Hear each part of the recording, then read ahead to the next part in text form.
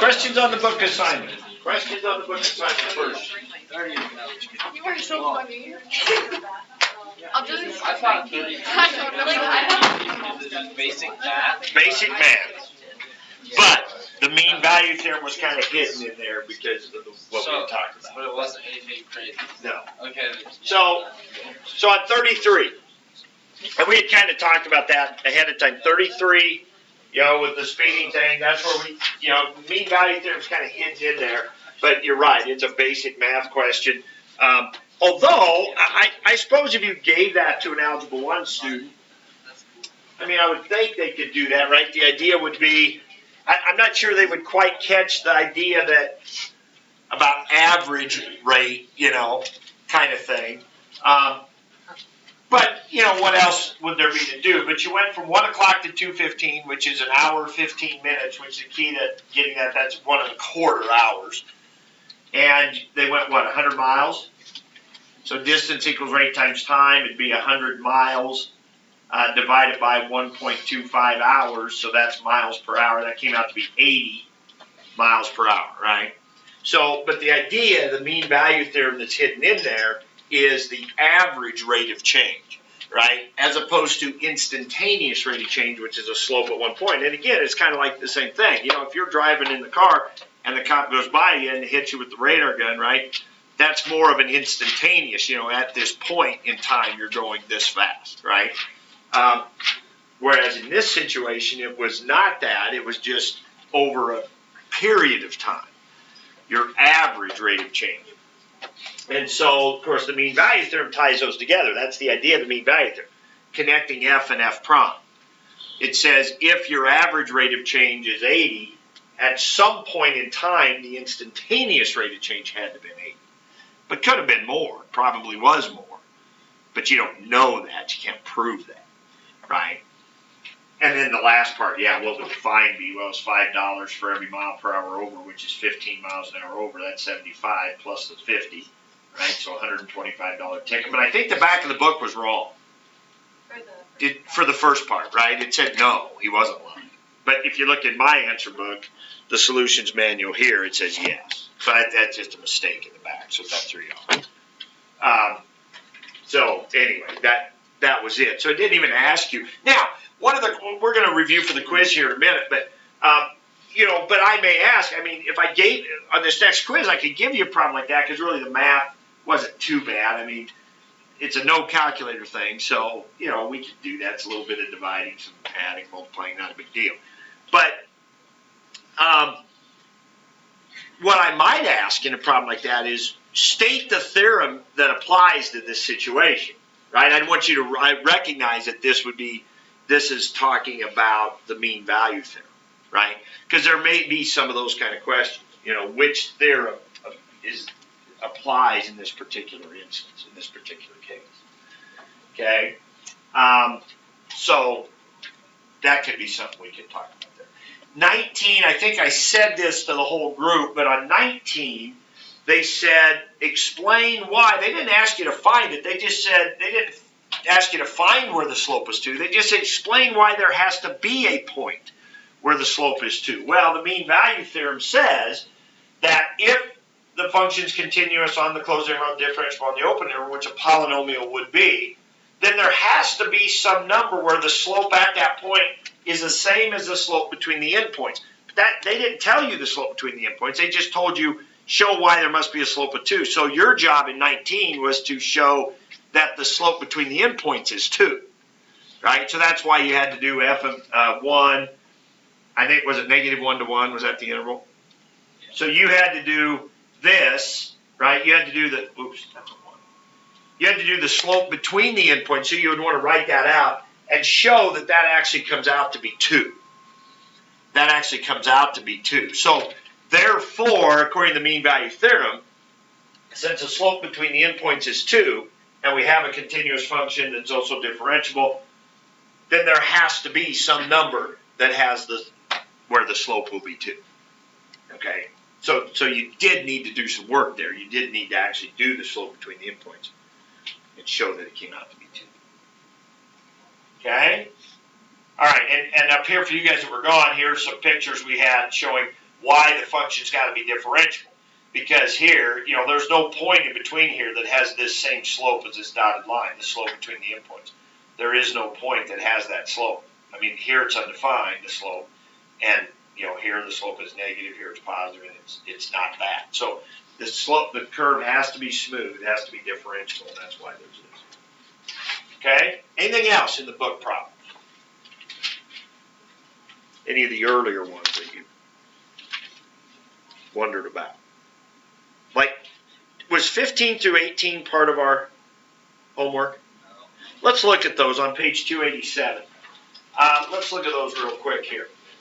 It talks about the absolute value function.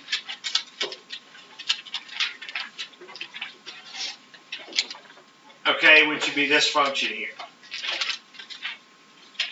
So, so we didn't, and I'm not sure why I didn't, but I had a note here to do this. So when we did the extreme value theorem and the intermediate value theorem, we did a series of questions where we said, is the hypothesis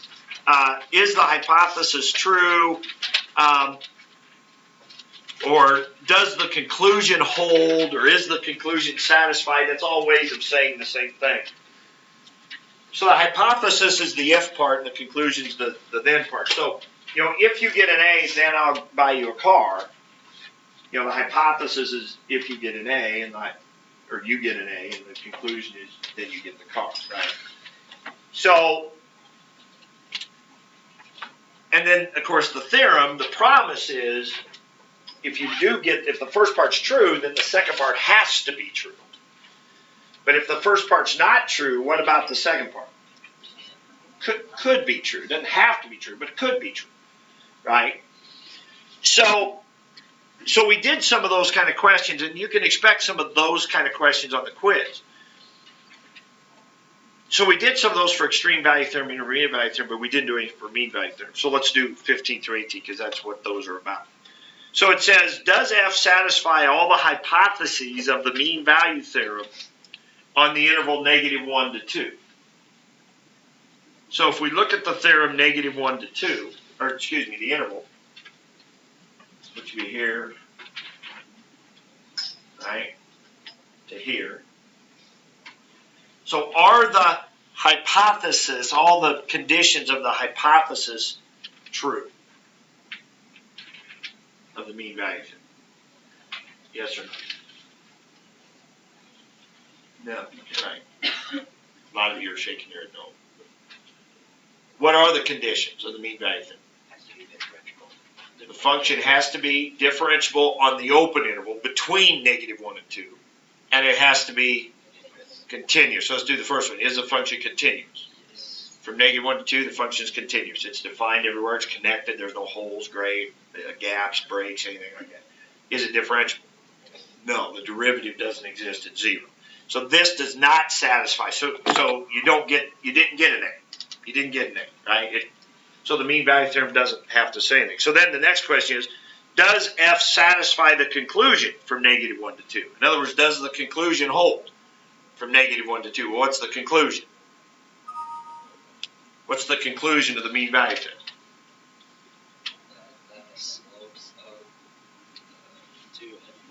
The slope between the two endpoints. There'll be, yeah, let's say that. Let's reverse that. There'll be some point in between where the slope will be the same as the slope between the endpoints, right? And so here's the slope between the endpoints. We could actually calculate that. This is going to be a 1. This is going to be a 2. So that's a rise of 1 and a run of what, 3? So that's a slope of 1/3. Is there any point in between here that has a slope of 1/3? What's the slope here? -1. What's the slope here? 1. Right? So there is no point. So you didn't get the car. You didn't get an A because it's not differentiable. Right? So you might get the car, might not get the car. Well, in this case, you didn't get the car. Right? Okay. Yeah. Too bad. 17. How about on the interval 1 to 2? Yes. How about between 1 and 2? Are all the hypotheses parts of the theorem satisfied? Yes. Differentiable? Yes. Derivative exists everywhere from here to here. Continuous? Yeah, if it's differentiable, it's automatically continuous, right? So the first part holds. So 18, does it satisfy the conclusion? Yes. Well, heck, you don't even think about it, right? If the first part's true, second part's got to be true, right? If you got an A, you got to get the car, right? Because again, it's a theorem, it's proven, it's true, it's a promise, it's going to happen, right? So if the first part is true, the second part has to be true, okay? And then, of course, they go on to say, if so, find at least one value of C that satisfies that. Okay, well, what's the slope between the endpoints? 1. Over 1, up 1. Are there any points in between here that's equal to 1? We said there better be. Well, all of them, right? So it said find one. How about 1.5? That's 1, right? It said find one. C equals 1.5, some point in between. How many are there? How many are there? Infinite, right? I mean, that's how you answer the question. There's infinitely many points in between 1 and 2. Every one of them in between there has a slope of 1.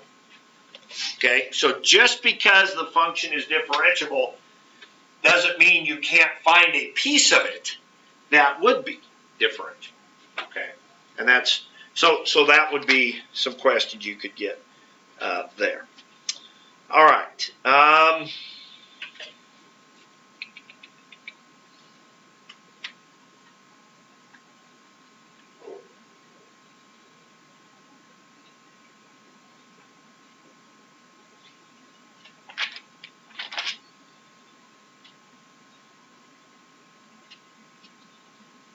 Let's turn to page number 20 here because we don't have that many here. Now they talk about the function x squared. And they kind of ask the same thing.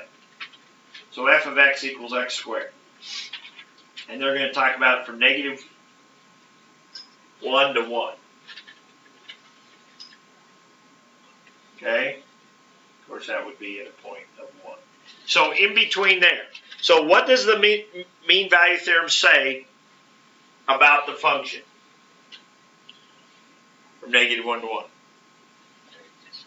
There exists, right? It says what the conclusion says of the mean value theorem. Because since it's good, and that if I was answering this question, it'd be a great quiz question right there, right? It'd be a great quiz question right there.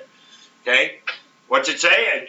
The way you'd answer it, you say, since the function, since f of x is a polynomial, it's differentiable all the time. So the hypothesis is satisfied.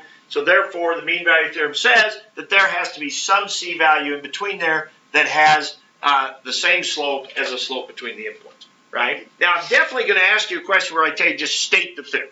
So that's the word for word. Really want to, be specific when you state the theorem. But a question like this, you can be more, just kind of in your own words, kind of thing. Okay, so there's got to be some point that has the same slope as the slope between the endpoints. And then it says, find all suitable values of C. How many are there? So what would be your first job here? Find the slope between the points. Absolutely. Find the slope between the endpoints. That's always your first job in a mean value theorem problem. What's the slope between the endpoints? 0. Well, in this case, it's 0. So are there any points in between there where the slope is 0? 1. How many? 1. Right there at that local minimum, right? At the local minimum. All right, so again, and then they ask the same question again, except this time between 1 and 2. Well, between 1 and 2, what's the slope? Well, that'd be the 0.11 and the 0.24, right? What's the slope? Well, that'd be 3 over 1, that'd be 3. There's got to be some place where the slope is 3, right? Where is it?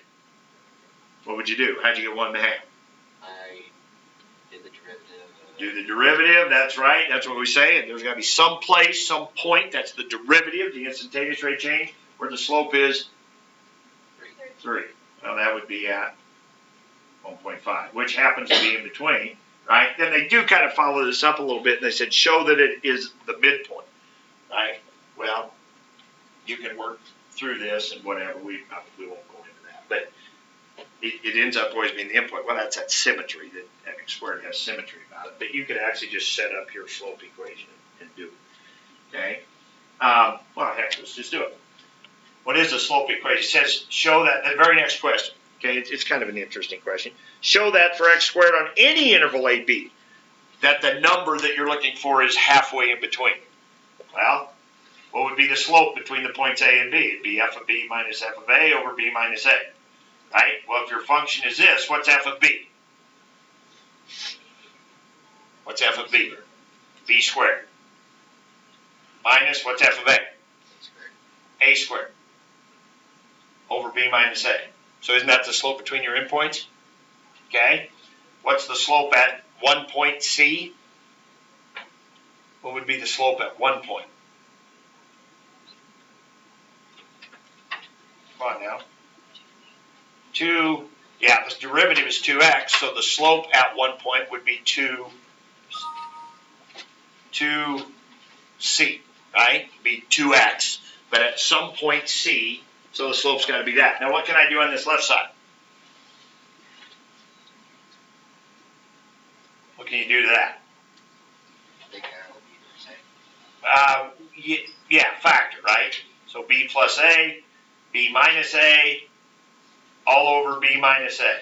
Cancel, cancel. So we get B plus A has got to equal 2C. So what would C equal? B plus A divided by 2. Isn't that halfway? Isn't that the midpoint between A and B? Right? If A is 3 and B is 7, what's halfway between 3 and 7? It's halfway between 3 and 7. 5. 3 plus 7 is 10. 10 divided by 2 is 5, right? That's midpoint. That's midpoint. We just proved it, right? We did the slope between the endpoints. The endpoints, that's the slope between A and B. We did the slope at one point, C, which is the derivative. Slope at one point is the derivative.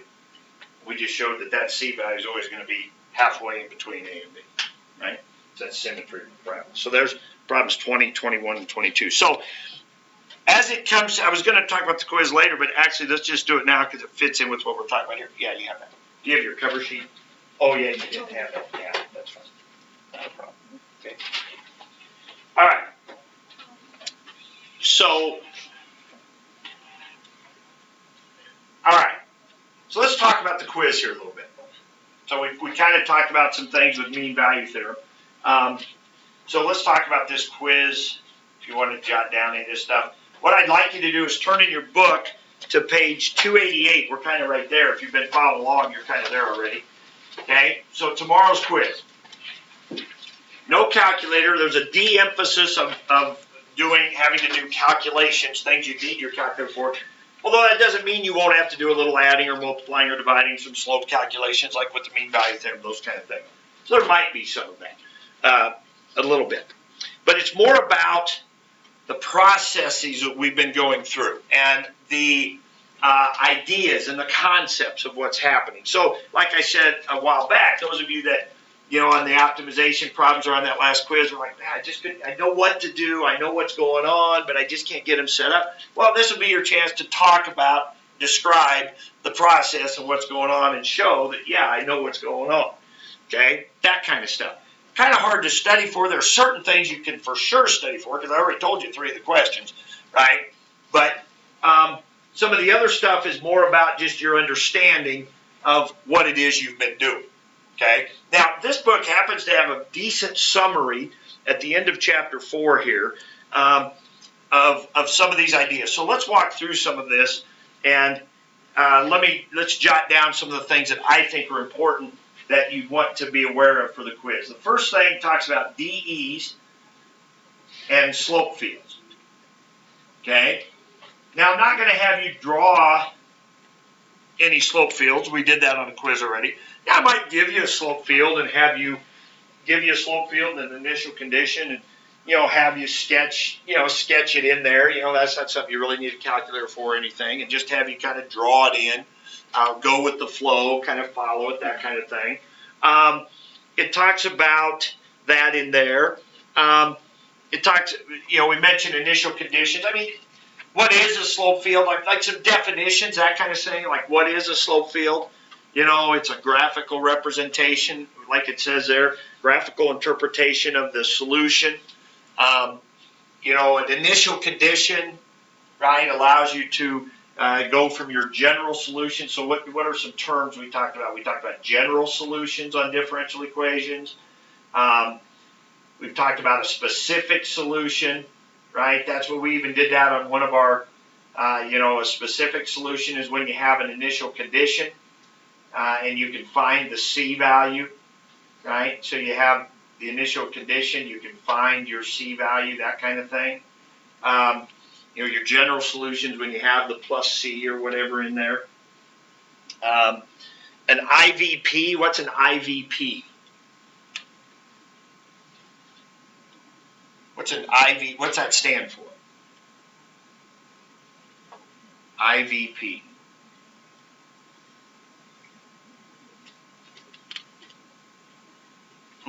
Better turn back. Let's turn back to chapter 4, section 1. Okay. Okay, page 209. First paragraph.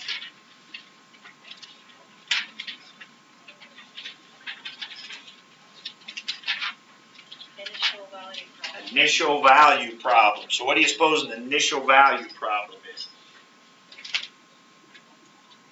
It's a problem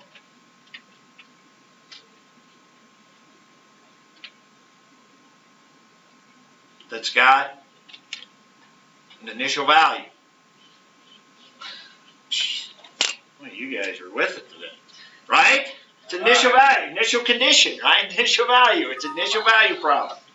It's a differential equation that's got an initial condition when you can find a specific solution, right? An IVP. That's been in whenever we were doing those differential equation problems, that was always in the directions. Usually just solve this IVP or whatever. Maybe you just didn't think about what an IVP is. And you just said, well, here's what we did in class. Initial value problem. It's a differential equation that's got an initial condition, right? Okay? But then that's where we can find the specific solution. Okay? Well, geez, maybe I should have backed up. What's DE stand for? Okay, all right. Now we're going. Okay, I might have skipped over that too quickly. Okay, yeah. So we had some acronyms. Is that what that's called? Yes. That was that. Okay. D. All of a sudden, that didn't sound right when I was about to say. Differential equation, IVP, right? Initial condition, IC. I think they sometimes would talk about that. I mean, that even gives you a nice little equation here. DE equals, no, excuse me, that's not right. IVP equals a DE plus an IC. How's that? What's IC? That looks weird. What's IC? Initial condition. There you go, initial condition. Right? Initial condition. Wouldn't that be true? Initial value problem is a differential equation plus initial condition. Okay, next one. Yeah, we got a lot of stuff going on, don't we? I know. We do. All right, where were we at? 288? Okay, back to that. Limits. What about the limit page? The limit. What would you have to know about limit page? It talks about L'Hopital's rule. Not going to really calculate any limits, I don't think, but we had one in the packet the other day that was talking about horizontal and vertical asymptotes, and that kind of involved limits. Where was a horizontal asymptote? Where did you look for a horizontal asymptote? When x approaches infinity, a horizontal asymptote's way, way out there. So limit as x approaches infinity. So that kind of thing. A vertical asymptote's more when the bottom is undefined, but that doesn't have much to do with limits. So when it comes to limits, I mean, that would be, something x approaching. I'm not saying all this stuff's going to be on here, and this isn't going to be a complete exhaustive list, but it's just testing your understanding of the things we've been talking about. So x approaching infinity, that was where you would look for a horizontal asymptote. L'Hopital's rule, I just might ask you, like, under what conditions could you use L'Hopital's rule? When would you use L'Hopital's rule? Infinity over infinity, 0 over 0, right? That's when you could use L'Hopital's rule. And of course, L'Hopital's rule, you do the derivative of the top, derivative of the bottom, that kind of thing. So just know about those things. Okay, optimization. Okay, one of the things we talked about, again, you're not going to do optimization problems, but one of the things we talked about is 3 possibilities, or we call them candidates, for an extreme value. What were they? I mean, this is where we said you could actually say 2 places or 4 places, right? I mean, depending on how you called it. But I said it was really 3. Where are they? Where do you look for a global max or min? Endpoints is 1, which is when the derivative is 0. F prime is 0. Right? That's another one. And you could call that stationary point if you wanted to. And what was the other one? When f prime is undefined. Now those last 2 are called what? That could be another question. What are those last 2 called? Critical points, right? So another question could be, what are critical points? Critical points are when the derivative is 0 or the derivative is undefined. Or what's a stationary point? Yeah, so some of these kind of definitions a little bit. What's a stationary point? It's when the derivative is undefined. Because here's the thing, we're wrapping up chapter 4, we're wrapping up derivatives. I mean, this is it. We're done. I mean, we're done with all the different uses of derivative and things we can do, at least for us, for Calc 1 kind of thing. We're done. When we get done with all this stuff, after the midterm next week, we're going to be starting on area, integrals, antiderivatives, those kind of things, right? So we're wrapping up. That's why we're at the midterm. We're at the halfway point, right? We're as far as those things go. So this is partially about, we're going to work a lot of problems on our midterms, but this part is more about some of these ideas and answering some of these questions. So anyway, I say that's 3 places for candidates. That's what I always say. Where's the derivative 0? Where's the derivative undefined? And the endpoints. Okay? So to me, if I ask for those 3 things, that's what we're talking about. Okay, the last 2 combined are called critical points. All right, so that's optimization. So those would be the big things there. Parametric equations, not too much. I can't really think of much that I would ask you there, because that's mostly on graphing calculator and those kind of things. So I can't imagine much there. Same with related rates, not really going to be much, I don't think, there. That next chapter was the section we skipped. 4.3 we didn't do. That's that next paragraph. Newton's method, be able to describe just Newton's method in general kind of thing. Maybe a picture of that. One of the things we did with Newton's method was this thing. We said, okay, if I'm trying to find this root right here, and if I guess here, if I make my first guess here, then that's going to take me down to there. So a picture could be a pretty good helpful way to do to help describe Newton's method, so show that you understand that process of how Newton's method works. Maybe ask you about what are some potential problems with Newton's method. What would be one? Yeah, you could have that cycling thing where you go in and the next guess takes you right back to where you were, and it just cycles back and forth. What's another problem? If you're up here at the peak, right? If you're right at the peak, that's not good, because then you won't find it at all. If you're near the peak, it'll shoot your way out, like that one we did in the homeland, right? So that's kind of the stuff we did with Newton's method. So you're not going to have to do any of the calculating or any of that stuff we did with Newton's method. And then the last thing is the continuity and differentiability, and that's when we got into those theorems. So understand what continuous means, understand what differentiable means. So I guess I would say continuous. I guess I would write down continuous and differentiable. Know what those mean. And then, of course, the 3 theorems, right? Where you're going to have questions about those theorems like we had in our homework. Does the conclusion hold? Is the hypothesis satisfied? Those kind of things. And then, of course, stating them.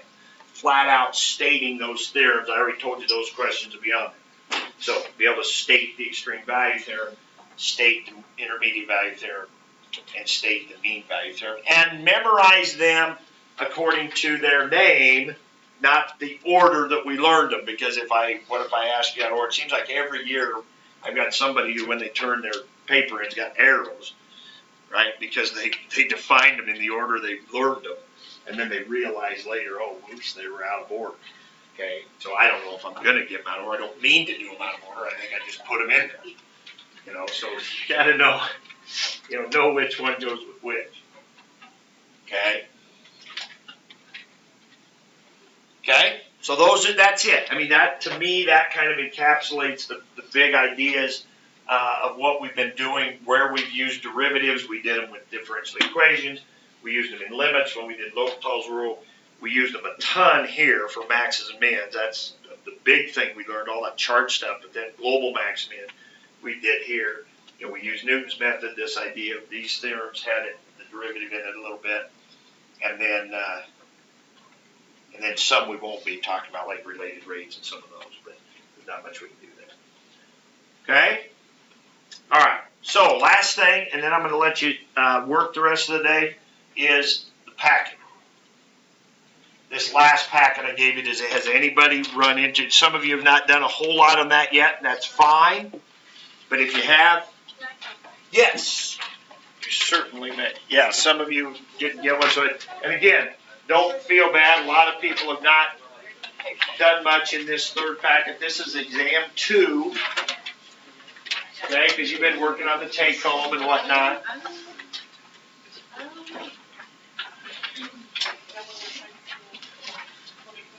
Okay. Number 6.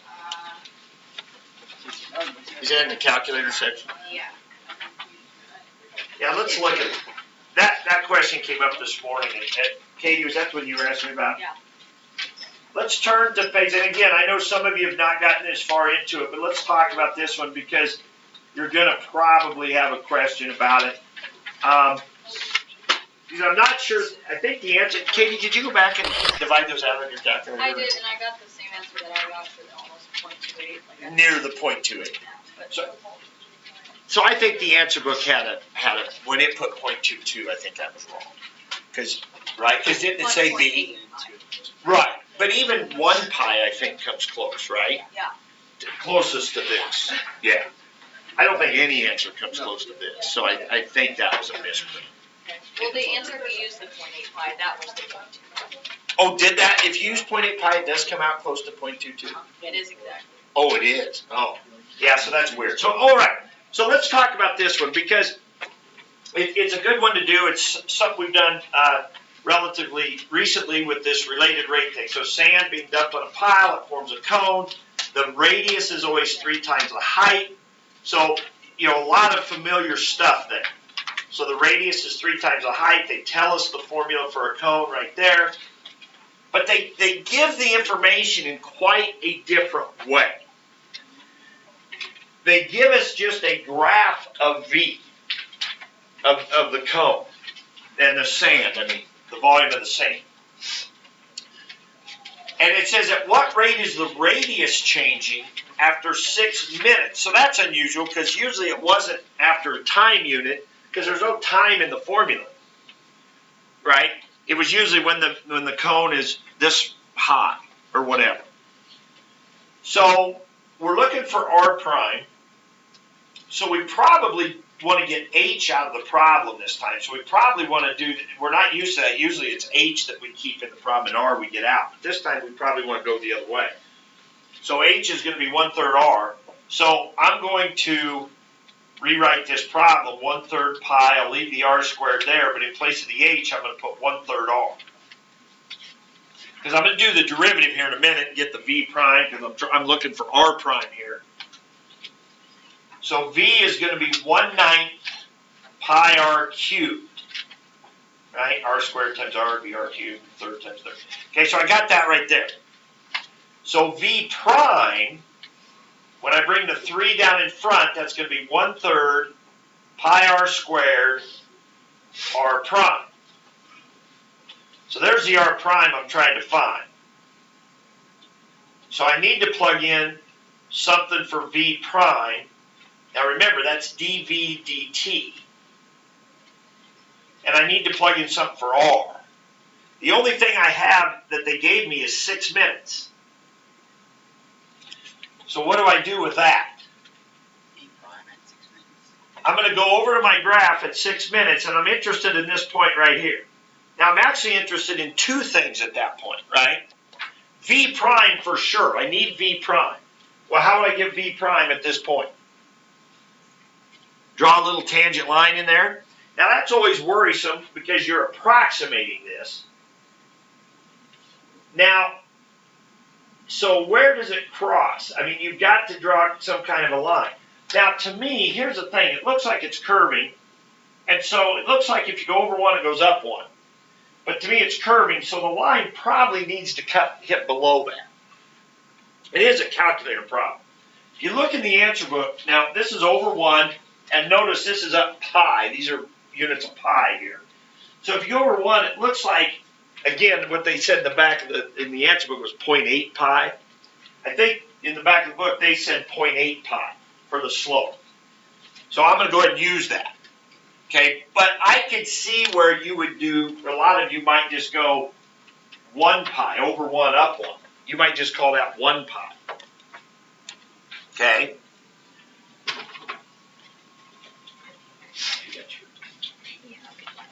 So, you know what I mean? And the problem is, if you use 1 pi, okay, it came out to this, I think.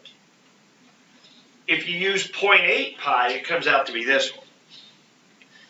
So it's pretty dependent on how accurate you drew this, which is, I don't think on the Axway p-test they do that, and I would be careful on the midterm not to do one like that.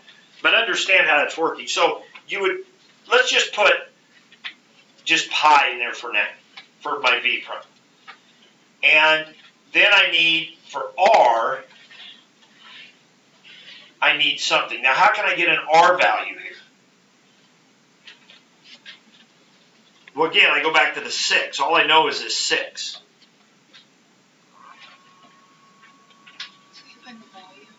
Yeah, so I come over to this graph and I see the Y value. The volume is 4 pi, so that's V. So at 6, the volume is 4 pi. So I'd come back to this equation right here. Let's do that in blue. In this equation, I'd put 4 pi right here, and that'd be 1/9 pi r cubed. So if I divide by pi, that would eliminate that. Multiply by 9, that'd be 36. So r cubed would be 36. So r would equal 36 to the 1/3 power of the cube root. So this would be 36 to the 1/3 power would be the r value that would go in. So now I can cancel those. That'd be a 1. Again, use your calculator to finish that on r prime. Now I don't know. I haven't worked it recently. But I know in the past we've had some concern about which question is which. But Katie, we think, right, if you did the pi, you got 0.28 or near it. Yeah, it was near 0.28. So if you use pi as your slope, if you use 0.8 pi, which is what the answer book said, then it comes out to this 0.22.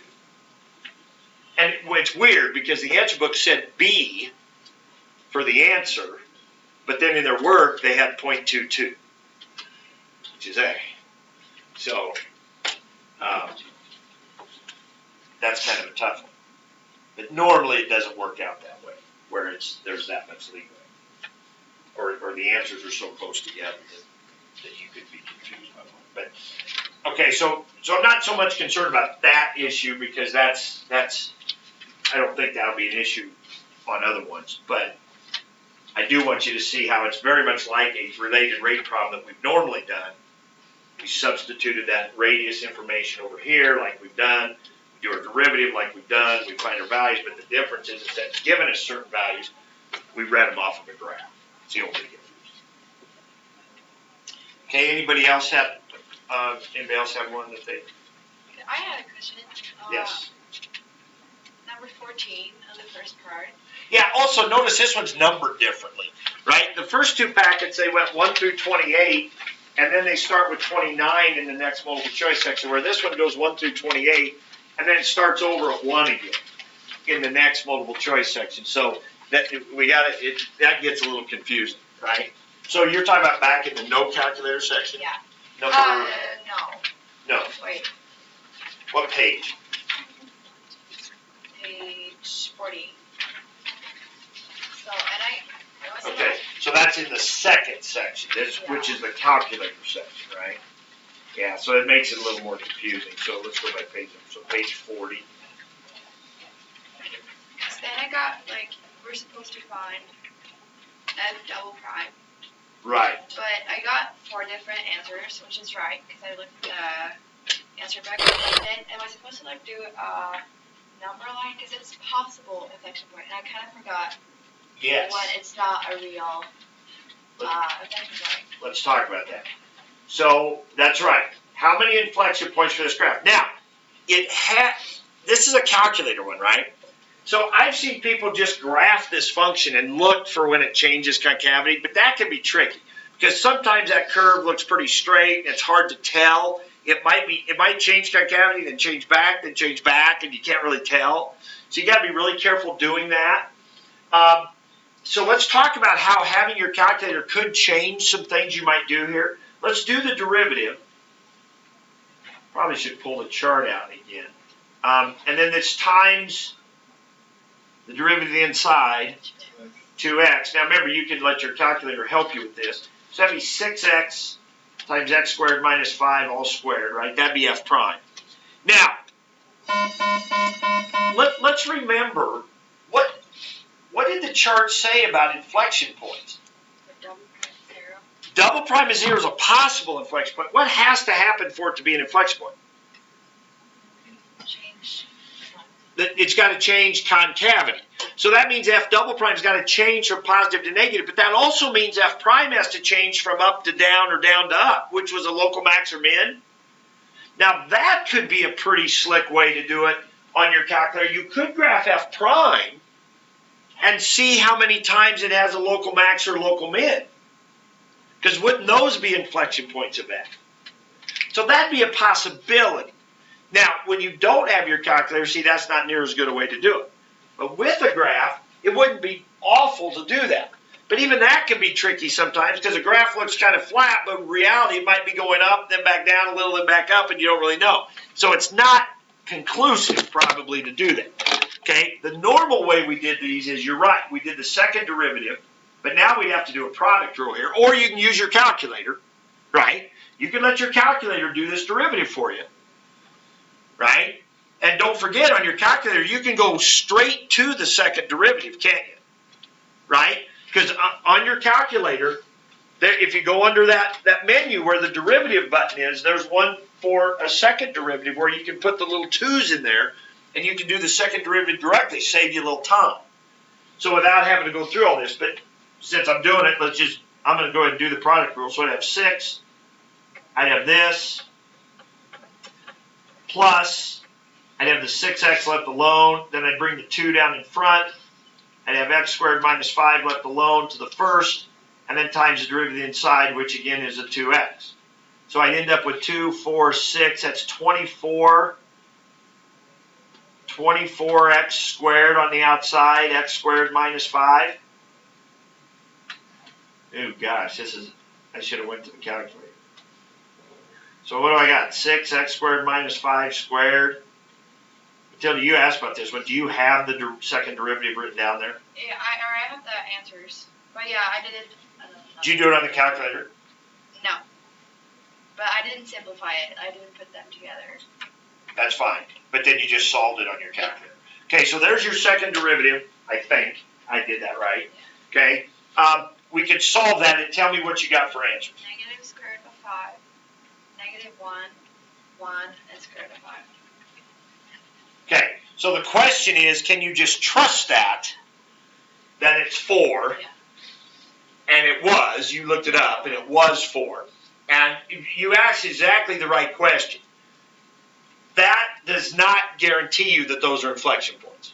A number line is what would guarantee it for you, right? So it depends how trusting you want to be, right? If you don't have time, and you've done that far, and you just want to say, I'll bet it's 4, and hope you get lucky, you could do that. But here's what it would actually look like. We would do a number line. We would go like this. We would put negative root 5 because that's 2 something. Here's negative 1. Here's 1. Here's root 5. And then we would pick some numbers in between. So this would be like negative 3 would be over here. Negative 2 would be in here. 0 would be in here, 2 would be in here, and something like 3 would be out there. And then we would plug those back into this. Now, I don't have a real good version of this to plug into, at least by hand, but you could do it with a calculator, right? So you could take this, what's that? What's that? Well, not with your calculators. So, well, that might describe the whole class. Might describe all the projects. But anyway, evidently what happens is you go in there and you get minus, plus, minus, plus, minus, plus, right? Which means it's changing concavity at all those places, okay? But if you got a minus, minus, minus, plus, plus, right, then there's only one change, and there'd only be one inflection point. So, yeah, that's how a basic inflection point problem is done. Do the second derivative, set it equal to 0, solve it, put them on a number line, see if they change sign, which means the original changes concavity. So, Well, like, how does the graph look if it's not an inflection point? Yeah. Well, it could just be a stationary point. I mean, like if you take the graph, Oh, okay.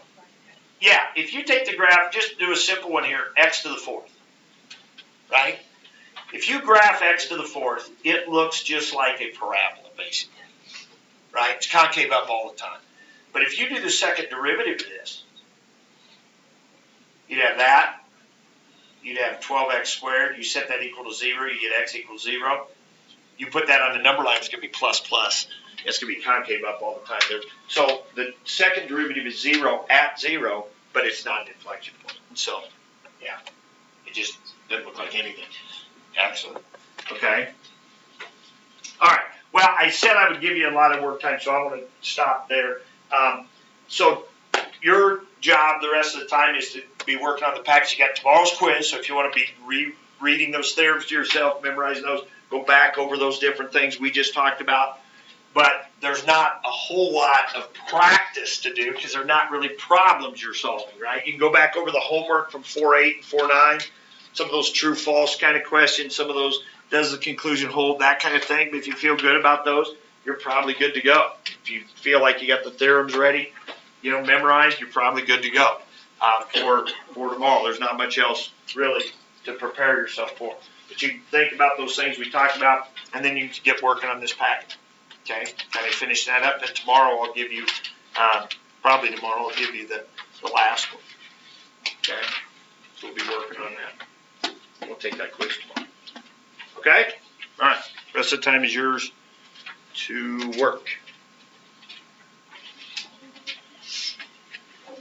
Macy, did you bring that up? You did. Okay, great. Thank you.